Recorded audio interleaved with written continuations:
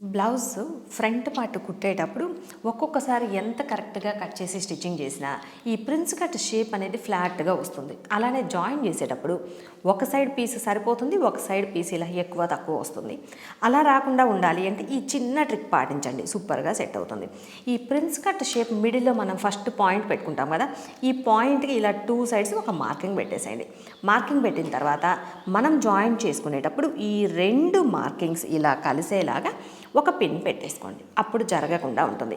ఇలా పిన్ పెట్టుకున్న తర్వాత ఇప్పుడు పైవైపు నుంచి కుట్టడం జాయిన్ చేసేసేయండి. ఇక్కడ నుంచి కుట్టడం జాయిన్ చేసేటప్పుడు మిడిల్లో కనుక క్లాత్ కొంచెం ఎక్కువ లూజ్ వస్తే ఈ లూజ్ని ఇక్కడ అడ్జస్ట్ చేసేసేయండి.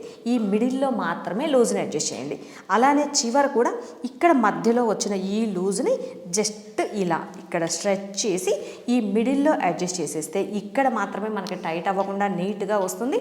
అలానే ప్రిన్స్ కట్ షేప్ కూడా పర్ఫెక్ట్గా ఉంటుంది. ఇప్పుడు చూపిస్తాను ఎలా జాయిన్ చేయాలి అనేది.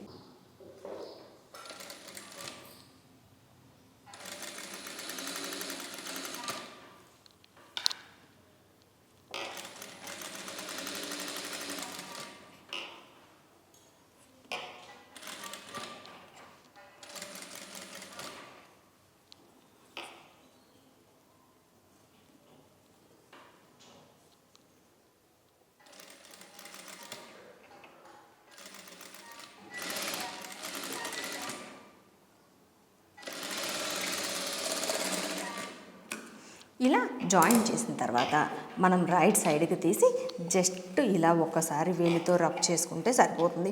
ఇలా మనకి ప్రిన్స్ కట్ షేప్ జాయిన్ చేసేటప్పుడు ఎక్కువ లూజ్ కొంచెం వచ్చినా కూడా మిడిల్లో వచ్చేలాగా పెట్టాము అంటే మనకి ఈ షేప్ అనేది పర్ఫెక్ట్గా సెట్ అవుతుంది.